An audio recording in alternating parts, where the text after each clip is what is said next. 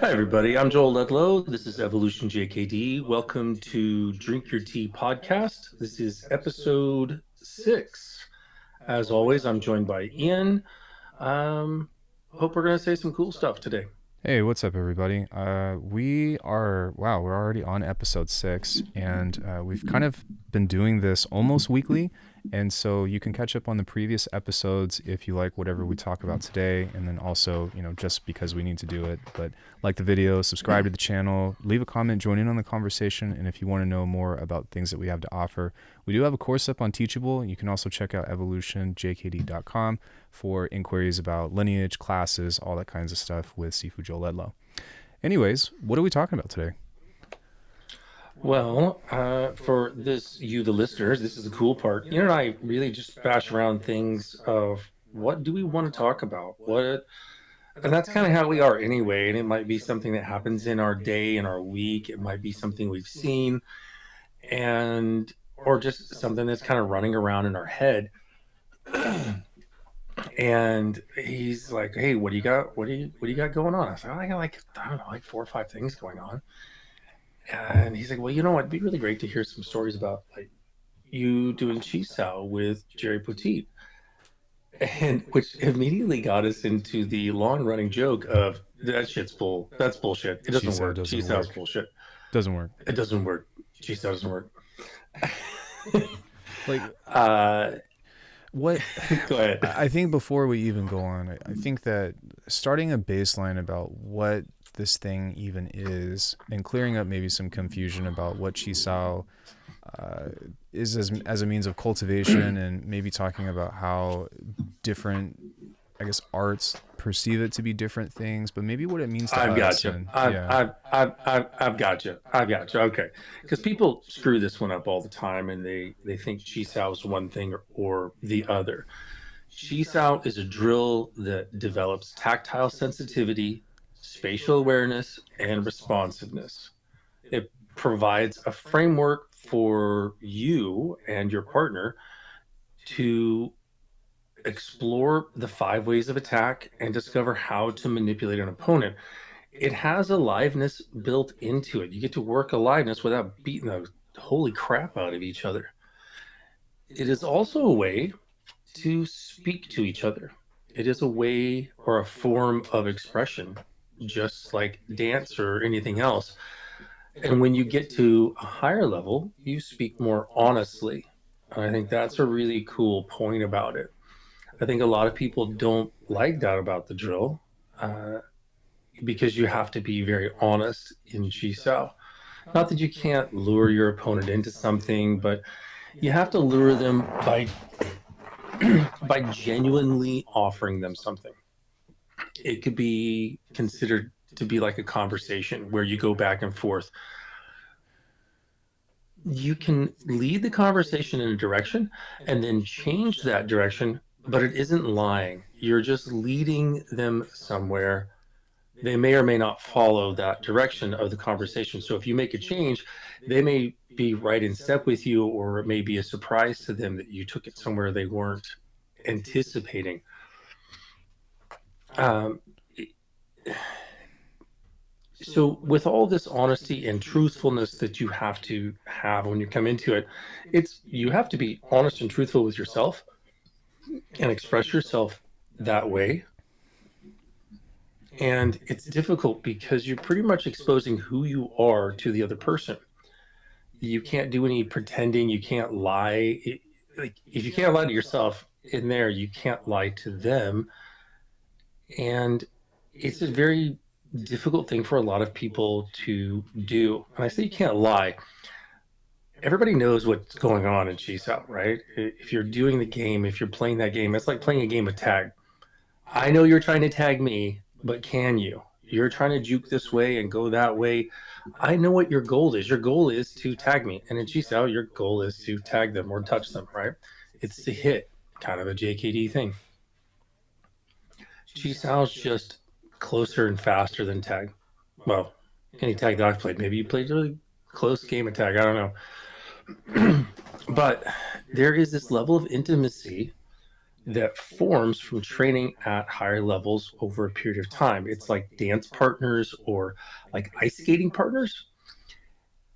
That high level of attunement, but again, it's a game of tag. And going into kind of our subject here of me doing Chisao with Jerry Botide, I did a lot of it. I mean, like I did a lot in a ridiculous amount over a regular and prolonged period of time. And we were both high level. And it was very much so for me, my personal experience with it was very much akin to having that conversation. We were speaking in the language of Jeet Kune Do, or Chisao, however you want to do it. We were just speaking a different language than what I'm doing right now, speaking in English. And I think that goes into another thing. There are others who speak quote unquote Chisao, but they use maybe a different dialect, or some of the words are different, or the pronunciation here is different, or let's be honest, a lot of people aren't very fluent in the language. Their language skills in Chisao are pretty rudimentary, pretty basic, and that's limiting in how they want to express themselves. I think that from what I've seen, a lot of people are into the, they don't get past the choreography aspect of Chisao, especially when you see them doing the more simplistic drills, even in Wing Chun, it's, check, block, return to Tan Sao, check, block, return to Tan And Sao. I think that goes into it's not a conversation. That is choreographed. That's scripted. If you're following a script, it's not a conversation. There's not the same aliveness. If you and I, like right now, we're having a conversation. If we're following a movie script, it's the same thing. If we're just dancing and we're just moving around, or you're playing music, jazz music is just kind of going along and doing it, or a guitar solo at a concert, they just kind of go off on their own, right? Is it choreographed? Is it scripted? Is it notated? Do you have everything there? Then there's no, I won't say there's no aliveness. I'll say the aliveness is not the same. The aliveness is not in an aspect of discovery, because when you have a script, you know what's going to happen next. Mm, But in that's a really good point. in my experience with us working on Chisao, you talk about music and stuff. To me, it's very akin to what we call call and response, right? You give a call, then I have to have some kind of response, and the quality of that may differ or be, all different kinds of things. But it is like you say, in the moment. But Hmm. what makes it different, and we talk about this aspect of honesty, is that the call that you give is something that requires a response. Otherwise, you get hit. And also for the Yeah. person that is giving that Mm. stimulus, you are not trying to necessarily beat the other person, but you're giving somebody the most efficient way in order to be successful, outside of taking away power, outside of taking away speed, outside of taking away all the advantages that you would normally have.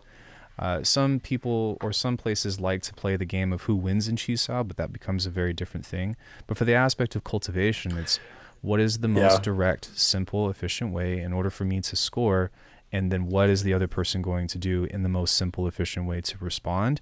And then it becomes this revolving thing to where it's constant motion. And that's why it's really freaking cool.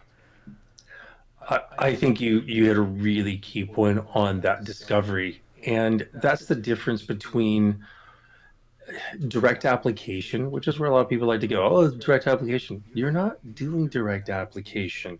You're trying to discover more. And if you can't explore and discover, you can't grow.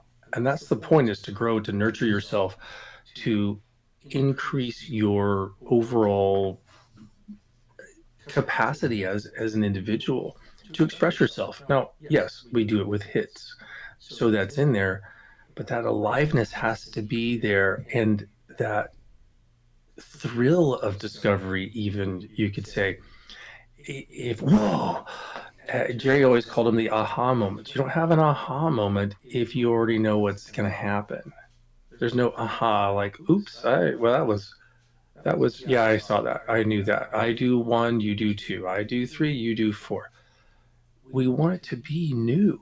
I think going back in that conversation, some people are so caught up in this script, or they get so fixated on how they pronounce a word that you have to have your hand here, you have to have your hand there. No, I don't. I don't have to have my hand that way. I can have my hand however I want to. Do you hold it this way or that way? It doesn't really matter. It's going to influence the conversation between the two of us. And if that hand is ineffective in that moment, your call to response, your alive response in that conversation is going to be to hit. And I think that's where people get they get kind of twisted in it. So many people are thought up on, I'm going to go this way or I'm going to go that way. You have to say it this way. You have to do it that way. No, I don't. I don't really have to do that. I might do a tonsau one way, you do a tonsau another way. When we move together, we're going to have a conversation. Just like if I move one way in martial arts and you move a different way in martial arts, guess what? We're gonna interact. That's how people get punched or kicked or choked or whatever. Well, It's like a rap battle. yeah, yeah. The thing that makes it fun for me, and what's really cool is like I'm in this middle ground, right? Because for one, I have, the honor to and the ability to work with you on certain things to know where this scales. But looking back and working with people that aren't as skilled as me, students or people that are just, cultivating this or whatever, I get to see a lot of the things that you do from the other side of the coin. And it goes from, hey, how do I become the most efficient, to this other aspect of play to where you are purposefully giving yourself and your opponents openings and figuring out what happens next. Oh, I'm giving somebody, this cross synergy. I'm giving somebody this hand drop. Do they have that right stimulus? And what can I do in order to counter it or in order to react to it if I've lost that moment? It's almost like you lose a moment on purpose to figure out where can this go next. And that's why to us it's You, so important to take away the speed and the power of it, because it becomes a game about discovery and not a game of who's bigger, faster, stronger, without actually trying to kill each other. well, I go into two things. One, if you're hearing Ian say you're taking away speed, you're taking away power, you're limiting those attributes. So if you're moving, and if you haven't seen this, check out some of the videos. Ian's younger than I am. He has incredible fast twitch. If we're moving in a lot of aspects, he's actually faster than I am. His muscular contractions are quicker than mine. He has a better fast twitch.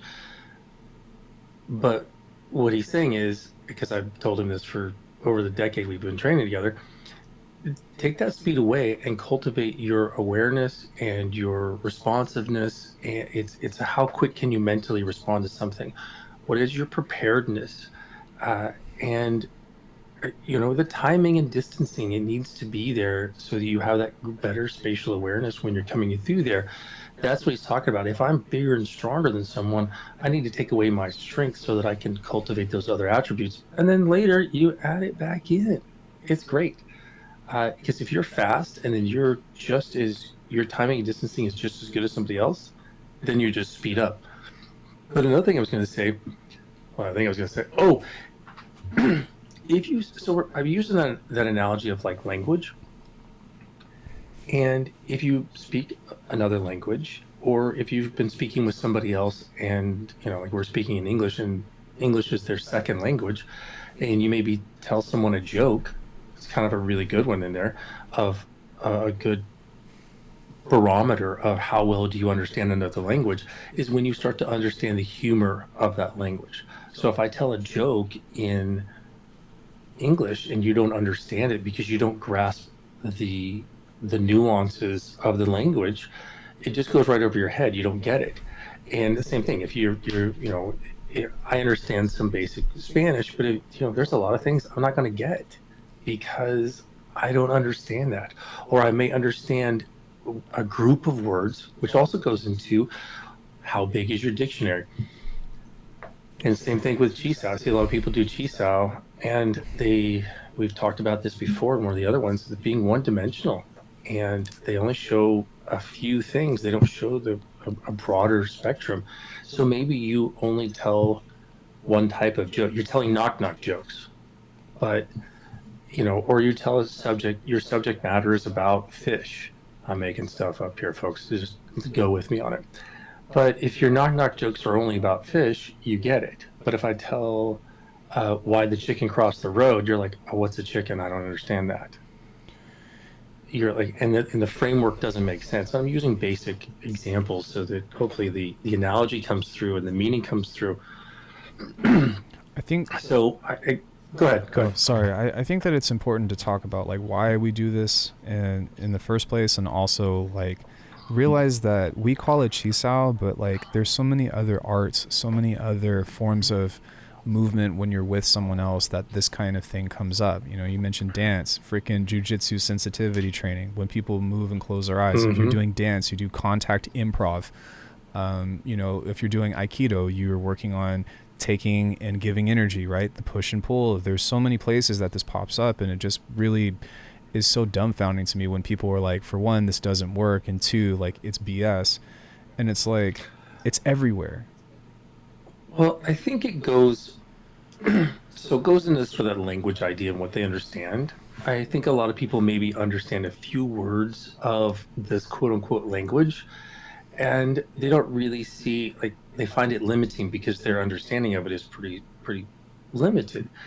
When I when I was training with Jerry, we got really good at this stuff. We did a lot of it, and we were rolling together, and it was a way to speak, and we were pretty darn fluent. Now, if you're doing Chisao, like from this Wing Chun lineage or that Wing Chun lineage or a different JKD group, there's going to be some of those nuances. But also, sometimes uh, people are idiots. And to be perfectly honest, they're out there doing a bunch of stuff, like when I was a kid, I'd go watch a movie, and then you would do a fake Chinese, or you do fake French. Mm, And I, I know the French. I am the speaking the French, yeah, stereotype. le sandwich, you know, but it's not French. I know enough people who speak French, and everybody knows who knows me knows I cannot speak French.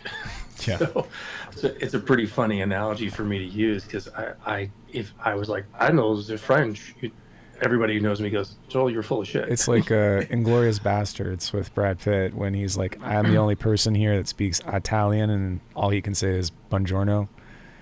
Yeah. Buongiorno. Uh, yeah, there's also a running joke in the Monument Men, Mm. and it's Matt Damon's character. He's speaking French, and they're like, it's not French. It's French Canadian. No, no, it's not." uh, and I'm up in Canada now. And there's a lot of jokes about that as well, like the levels of the French language, I think, and that's in and hello, I think that's in part of it. Some people say that they're doing G sound, but they're just uncultured slobs and they suck ass. And I've seen people attempt to do Chisao or show their version of doing Chisao, and it is the equivalent to kids making up their own language. And now the question is, well, how in the hell do some of these people get away with doing complete garbage as quote unquote martial artists? Well, they maybe know a few more words, and the people they're selling it to don't know just eat anything, it up. Yeah. right? And if you're only going in to learn French to, like, grade two level of, I know how to say hello and how are you, but you can't have a conversation. You're not going into the deeper nuances. You're not learning how to go to a comedy show and appreciate what the comedian's saying. I'll give you another great example of that. So a really good friend of mine from university years, I met him. He'd just come back from France. And he now teaches, my friend Brian, he now teaches French. And I just remember him saying, going there, he's like, I was fluent, but I was in Paris and they spoke so quickly that I couldn't understand. I couldn't follow it. And it was so difficult in the processing. By the time he left, he was, I think, a year over there abroad studying. So when he came back, it was different. But there's so many people who do, little bit. They do the amateur. I know French. It's Have like, no, you? no, you don't. You know some French. It's like saying I know Japanese, but you really just know sushi. Yeah. Give me some sushi. I'll take some sushi, please. Well, I mean, hey, that'll probably get you pretty far with things that you were looking for. But have you seen Dexter's Laboratory? It might be a little bit beyond like when you may have stopped watching cartoons, but there's an episode. Dude, there's an assumption that I have stopped watching cartoons. Well, I I have mean, I don't not. know, you know. I mean, to be fair, like I ask Corey all the time, and she's like, "Dude, I don't know." So you never know. But there's an episode where he learns omelette du fromage, which is like omelet with cheese, and he starts saying it at school, and everybody's like, "Oh, it's so romantic," and like, you know what I mean? It just goes into this Yeah. whole like blows up, and then his sister points him out, and she's like, "That's all you can say." And I feel like in this case, we're kind of being that sister of like, "Yo, this is all you got." Like, you know what I mean? Yeah. All you can say is hello, how are you? Or in the spy movies or something, or there's always some movie where you're trying to pass yourself off as someone there, and then you're saying, "Oh, I know Yeah, this." Or what's the scene in it's the Arnold Schwarzenegger one, uh where he's the spy. What is that one? Oh, it's Total gonna drive me Recall. bonkers. No. He's not a spy. He's That's a on the different, spy totally now. different one. This is the one where his wife is Jamie Lee Curtis. Oh, I know what you're talking Oh, about. someone's gonna drop that in there. We're gonna be like, Yeah, well, of course leave it it in the is. comments. Anyway, yeah, leave it in the comments. Anyway, the point is he's sitting there and he's playing this. He's got a preset recording to play answers, and then it messes up at some point, and she asks him a question that's not according to his script, and he's like, "Oh shit!" And he's trying to play the wrong. He's trying to figure out something to play on there. That's kind of the thing. If you have a preset, predetermined answer for everything, but someone asks you a question you never heard before, or you weren't expecting or anticipating, you can't do what anyone's talking about. You can't have that discovery. You can't have that aliveness. There's no discovery in it because you're anticipating. It's all scripted. And if you can't have that discovery, you can't have growth, which is the whole point of a drill in any sort of training, is to cultivate yourself and improve you inside of that activity, whether it be martial arts or dance or learning a language. All of those things you're doing, you're going to have drills. And they might be writing drills for language, they might be listening drills, they might be speaking drills. My son's doing Spanish at school, and he's got a programs like Duolingo that they use all the time, and he goes through. They approach learning language completely differently than I did when I was his age. This brings up something that is so important too regarding like the people that are skeptical about chisao. I think that there's this misconception that, you know, how it looks when we're doing the drill is what it looks like in application. And I just kind of personally wanted to address, even as far as the definitions that you gave me, but the whole reason why we do energy training, at least in the terms of expressing JKD, is you have to have tactile awareness, or you have to have pretty much a backup plan of what happens when the other person is too good to hit, or your hit fails. Mm-hmm. It's not good enough. You make contact. You know, we don't start from reference point and go into a fight, but it's very common when people cross arms or get tied up or get gummed up, and you see it standing up, you see it on the ground, you see it in so many different places, and we use that point to kind of jump off from. So when we do chisao, we are cultivating that aspect of, hey, this person is too good to hit. When we speak that language, we give someone that stimulus of, you need to deal with this hit and make me fail. There's a really good video that you Yeah. have on YouTube when you're working with Ryan and we're talking about Poxow. It's like, for one, we say this all the time, the chances of you actually doing Yeah. Poxow, even in sparring, very little. But one thing that I respect about that is that you're like, when you talk about second barrier and moving to the next moment, you have to make them Mm-hmm. beat your first moment. And that's what we try to expose with Chisao in the first place. And it gets really freaking cool.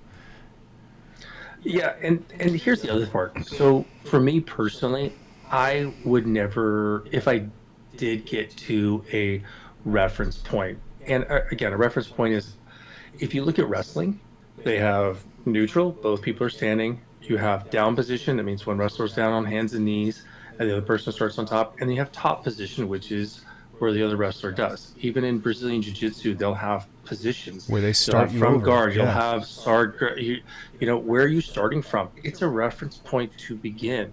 If you're doing judo, what's your reference point? Well, if you do a lapel grab, right? And then you grab the sleeve. Okay, well, it's just a beginning point for you to then figure out how to work out the timing and distancing to apply X, Y, or Z throw to it.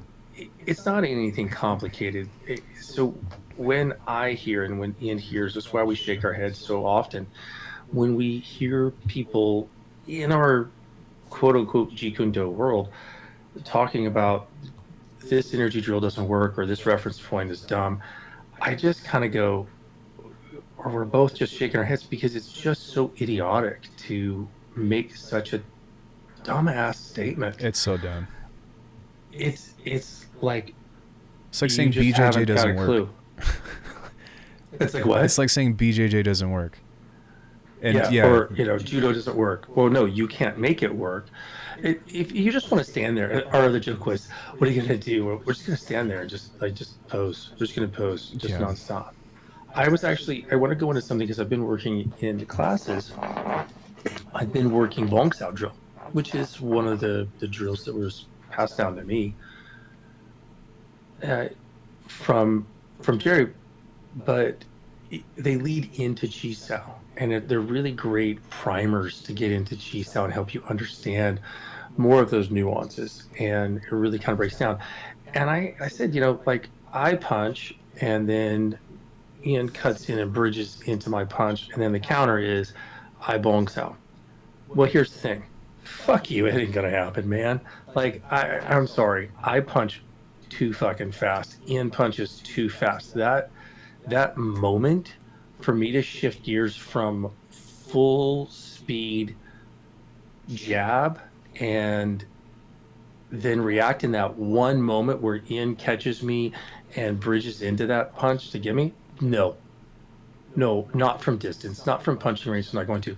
Now, if we happen to make contact and I feel that hand on me, that's a different thing because now I have the tactile. I might be able to respond.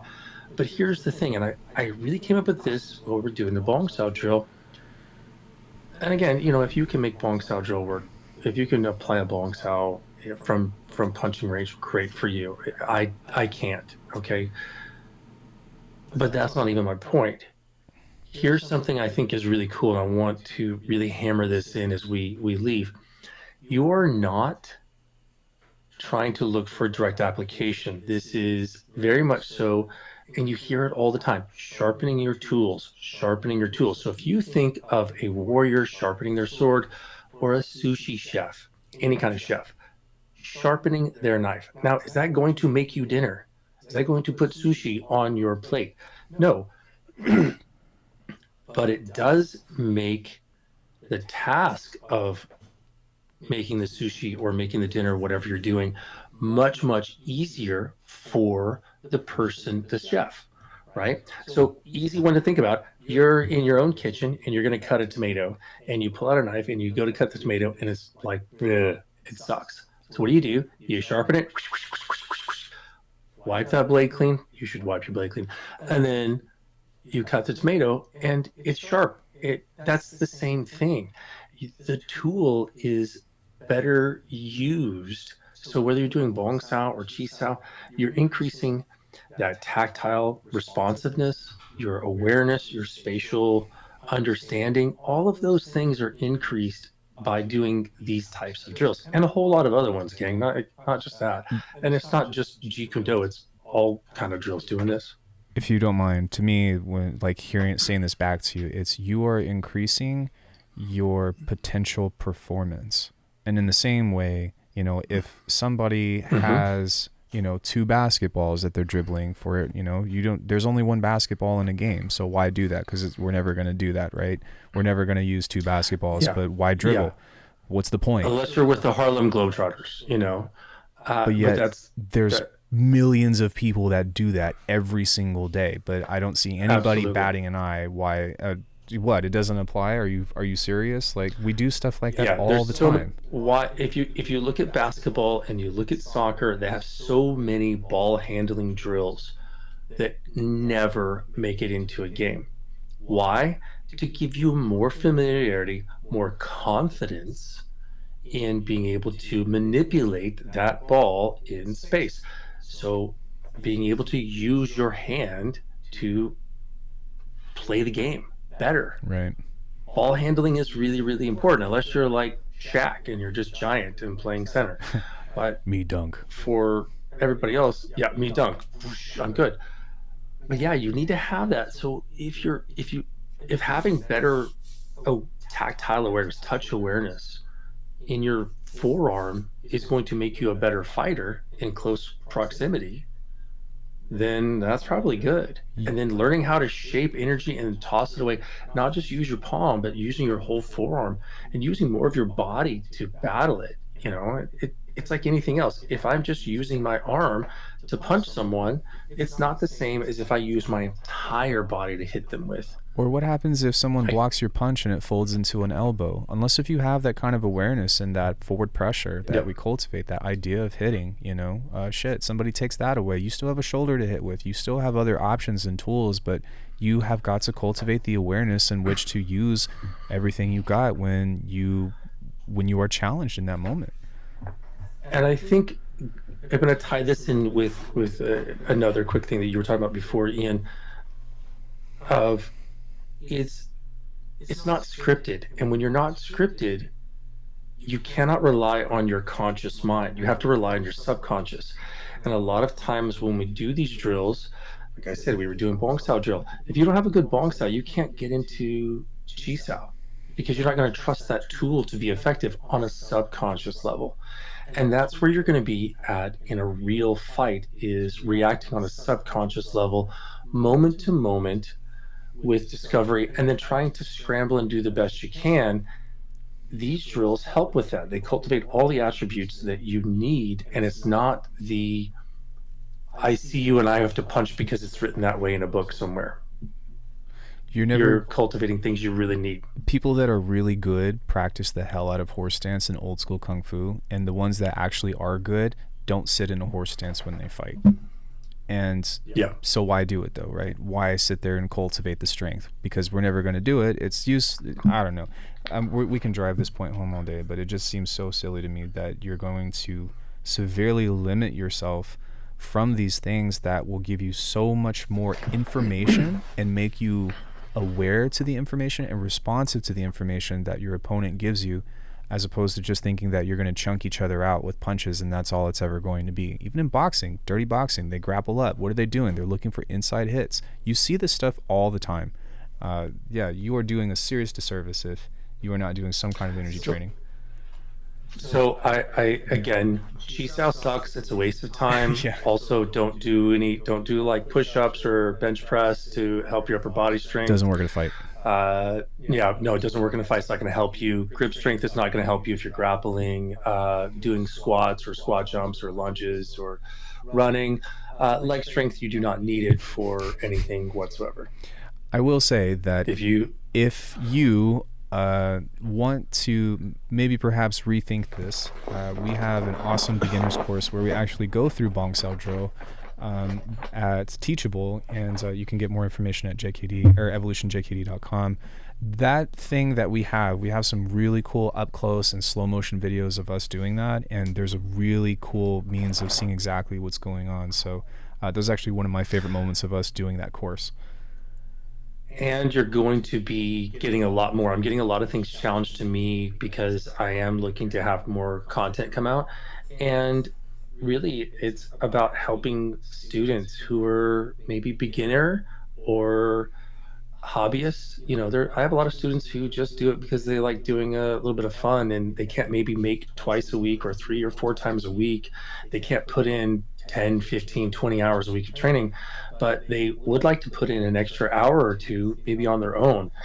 Those are the people we're addressing with some of our conversations, but also with a lot of the content that we have out, whether it's in one of our instructional videos, the one we have right now with the fundamentals, and then more coming out in the future. You're going to find some really cool stuff. And not just that, but you can also, we talk about that, we talk about that JKD is a lens that we look at movement through. It becomes very apparent even through the first few videos that you start seeing the way that Sifu Joel and I move.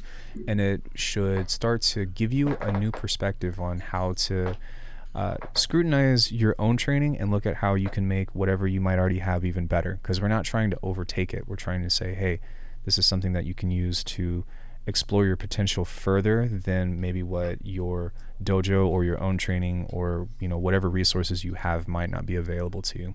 And with that, we would love to know what other things you might want to discuss in the comments. So do that and make sure that you like the video and subscribe to us. Yeah.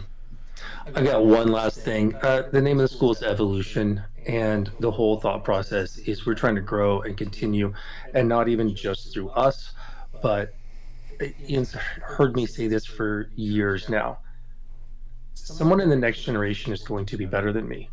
That's my goal. My goal is to have someone in the next generation, one of my students, surpass me. So that means I need to give them as much knowledge as possible so that they can then take that knowledge, make it their own, and then build upon that, because that's what's seen in almost everything except Jeet Kune Do. There are too many people, too many voices attempting to restrict and limit or dilute this martial art and this training ideology. And we're just speaking against that and hopefully giving you some nudges in the right direction. That's our intent anyway. Okay, gang. Like, subscribe, all those fun things. Catch the next one. Bye.